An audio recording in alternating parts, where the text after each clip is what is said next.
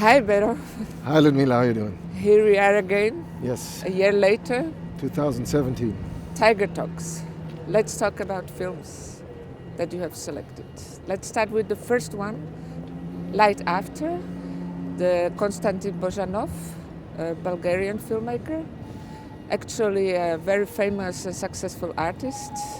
This is his second film. Yes. What caught your attention that you decided to invite it?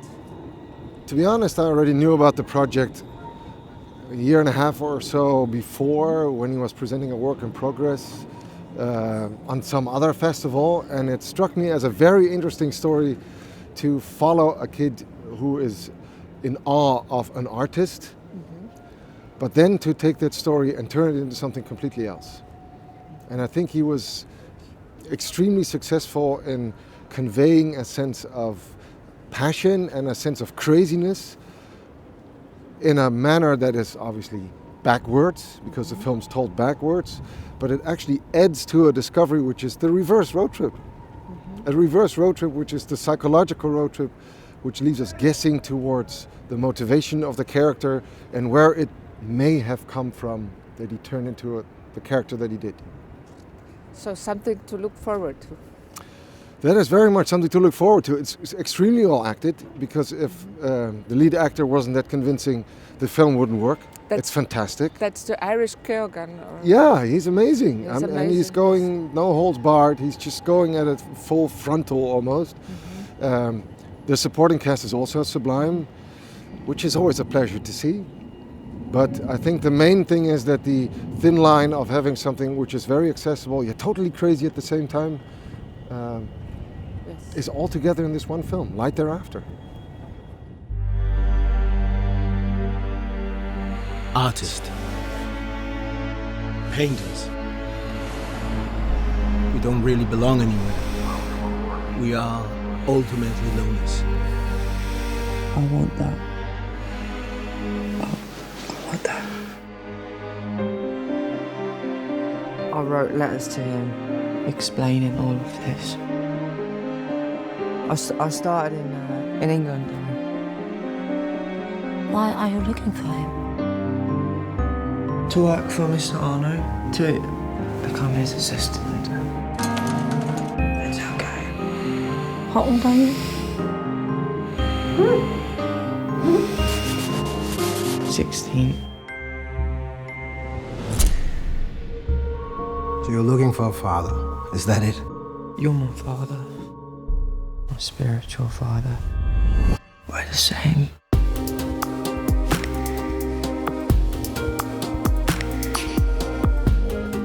I want to show you my work. It really doesn't matter what I think. It does matter to me. It matters to me. Art is the opposite of love. Draw her. I can't do that, Mr. Arno. Draw this girl. Are you stupid boy? What do you like best about women? They can be so beautiful. I travel all this way. I wake up every morning with the desire to burn down everything I ever painted. Feels better. If I be normal, can I stay? Can I? You ever want to be someone else? I'm happy with who I am. And you? I wish I was born in a different time. And tonight we are opening the competition, Tiger Award competition, with your film, Light Thereafter. I have read, well, you are a producer of your film, you are a writer, you are a director, but I've read that actually your first profession is artist, and a very successful artist. So what made you to make this step from visual art to the film art? And when did you?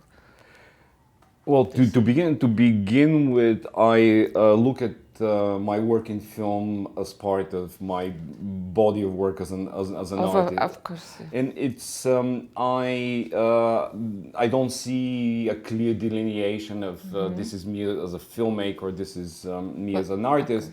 Okay. Having said that, I first started making non-narrative montage films. I don't like this word, experimental films and video pieces. When I was in my 20s in London, they were made specifically for gallery and museum installations.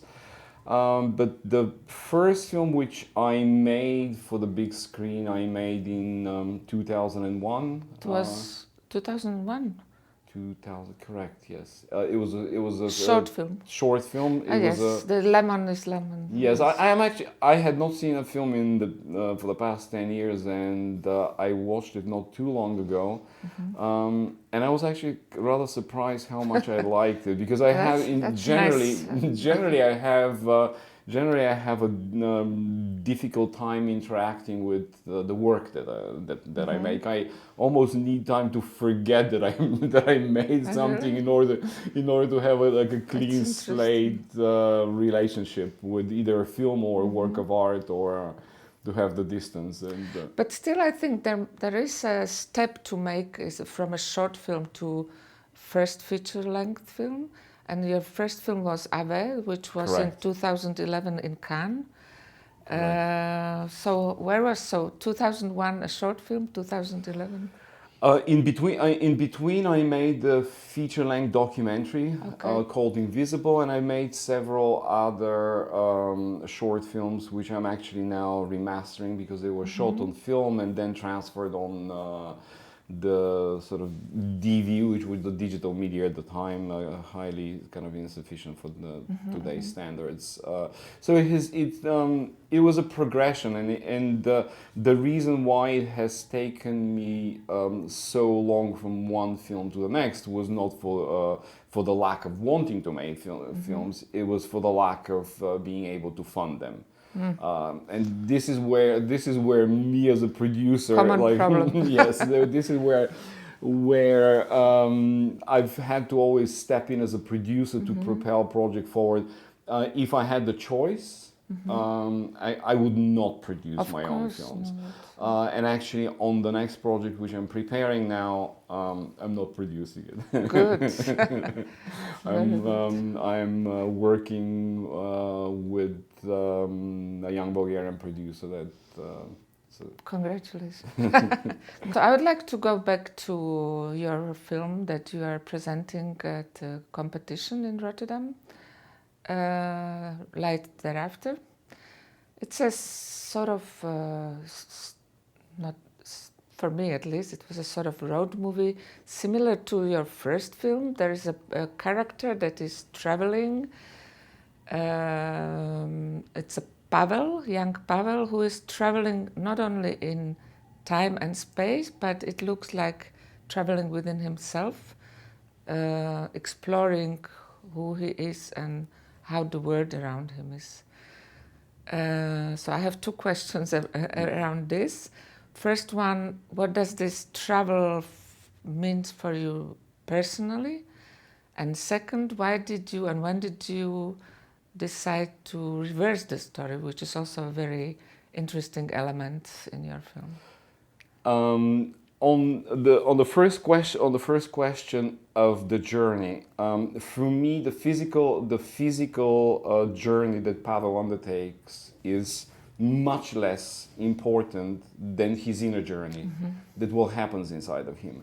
And that was the key reason why I decided to reverse the story, because for me it was important that we go inside him rather than follow a linear story with a linear development.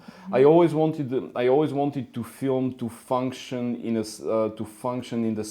similar way that memory functions. I was going to ask you this.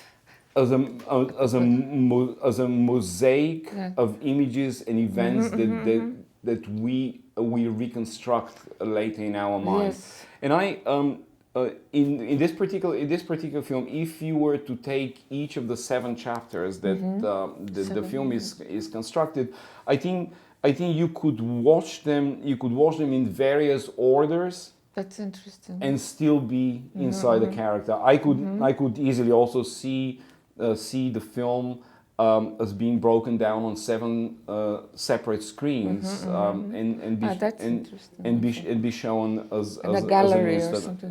As a museum installation. Wow, that's fantastic. Well, that's what I was actually, after I saw the film, I realized I've seen films that are telling story reversed before, but somehow this one made a lot of impact on me, and I realized I was thinking why, and later on I found out why, because actually when you learn from life, you learn in retrospective. You think of what happened to you, and then you can see with retrospective and learn from it. So I think this is also what's happening to Pavel, and you built it up so very nicely, very softly, very intelligently. So my next question is, how did you work with the script? Did you have a script, and you said you could move with the chapters? The script was constructed in a linear way. And in the process of editing, I decided to reverse the story. For me, I always knew that the key to this film is to be able to experience and see the world through the eyes of this 16-year-old boy. This was the key for me in order for the story to be successful. And when we are part of a motion, when we're part of a forward motion, we cannot reflect upon the motion itself. We need distance, and the reversal of the story for me gives us that distance from the linear movement and from the linear development of what happens on the road and what happens inside the character.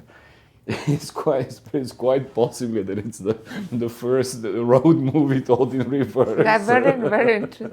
And I liked it actually that you are giving us the information about the mother and what happened totally at the end. That's very nice effect it had on me, because otherwise it would be a sort of usual story that you would think, so what, mother, son, and so. Okay, so when watching the film, I also was wondering, when did you find, or when did you cast Barry Keoghan, the excellent actor who really keeps the film from the beginning till the end? Actually, I think a young upcoming star. Sometimes I thought, did he write the script for him, or how did it work? It was I saw literally hundreds of actors. It was the same with Ave for the young girl. I saw over like 700 girls with scenes, not Barry sent me a small sort of audition video that he had shot in a hotel room while on the set of another film, and I immediately, for me this was Pavel. I had no I was not seeing an actor. I was seeing Pavel. I continued because the right cast for me is of a paramount importance to a story and to a film. I really need to believe, no matter how abstract the story is, I need to believe the actor. I need to believe their presence. And subsequently, I flew to Dublin and we tried out several scenes, although inside of me, I had already made a decision that I couldn't see anyone else but Barry. I think he's an extraordinary talent, and Yes. there's a level of sensitivity and a Yes. level of sort of dedication to the work that is very rare. And he's very young. I mean, He's very idiosyncratic, actually. Yeah. I've never seen also an actor like this. What you say about this sensitiveness and everything. We saw him actually last year in Rotterdam. He played in the film Mama. Rebecca Daly. Yes, Rebecca Daly. I haven't seen it. I know of the film, but I haven't seen the film itself. And he really transformed, because he's very different in real life. He's very different. I mean, I don't know him that well, but he's very different than the character. Completely sort of different background, different sort of behavior, and I'm extremely happy that this kind of serendipitous chance brought us together on this film. How about the other actors? They were also quite good. How did you work with them? Did you give them some freedom to improvise? The one of the really big challenges with this film was that due to the really low budget for this kind of film, there was no.